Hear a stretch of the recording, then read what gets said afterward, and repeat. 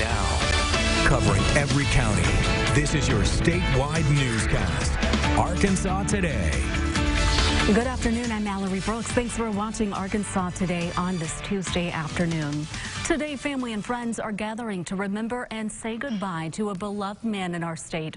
Former Razorback and NFL player Mitch Petrus passed away last week at the age of 32. In less than an hour, his funeral will take place at the Church of Christ in Bisco. That's where we find Arkansas Today's Hillary Hunt live. And Hillary, I can imagine an emotional day there in that town. That's right. Very tough stuff here, Mallory. Lots of people love Mitch. Very evident that he was so loved, especially on Sunday during that service they had for him. But take a look over here. People are already walking through these church doors, filling these pews. Only about 20 pews in there, but I have been assured that every single seat is going to be filled and people are going to be up against the wall just to say their final goodbyes to someone who was so loved. And that love was so evident on Sunday. You know, when we were at the Carlisle High School gym, it was filled with hundreds of people. Friends, family members, even former coaches sharing a lot of laughs, talking about his larger-than-life personality. If you knew Mitch, you loved Mitch. And it was so evident that he was loved by so many, especially in his hometown of Carlisle. Now, right now, people are setting up at this church in Bisco to say their final goodbyes. That funeral starts at 1 o'clock. We've also been told that dozens of wreckers are going to be leading a procession here to honor and remember Mitch. Lots of people loved him, and it's going to be a tough goodbye today here in Bisco. Live from Bisco, I'm Hillary Hunt. Mallory, let's send it back to you. Hillary, thank you. Well, Texarkana, Texas police are investigating a double murder. They say it happened on Sunday night on Canella Street. The victims, who are cousins, were shot several times. They are 38-year-old Inslee Robinson and the 3rd and 34-year-old Patrice Williams. So far, a motive is not known. Anytime something like this happens, we feel like we owe that to the family and to the victims to put every bit of effort that we possibly can into our investigation to bring justice to whoever did this. No arrests have been made. If you have any information, please call Texarkana, Texas Police. Police in New Boston, Texas are targeting drug trafficking with a new narcotics unit. Since December 1st, officers have confiscated almost 4 pounds of meth and a ½ pound of cocaine, among other illegal items and drugs, the majority coming from traffic stops. If they've got some type of criminal activity going on, or drugs or money or guns or something illegal in the car, they have to lie to you. So we're trained to pick up on those lies and that behavior that goes along with lying. New Boston police say they are now in the process of finding funding for a narcotics canine. Fundraising efforts continue for the U.S. Marshals Museum. Right now, the foundation has raised $37 million towards the $50 million museum. The Rogers Historical Museum hosted an event called Meet the Marshals to help close that gap. Even though the museum will be in Fort Smith, organizers say it will benefit communities all around Arkansas. We are a nationally scoped museum, knowing that we'll put between 13 and 22 million back into Sebastian County. That's an economic impact that's incredible. Of course, we're going to cross-share tourism with our sisters across the states.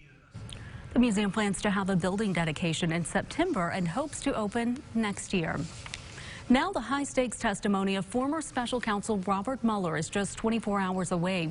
Democrats on the House Judiciary Committee are scheduling a practice session to prepare for the long-anticipated hearing, while the president says he will be watching some of it along with millions of others. NBC's Kristen Welker reports.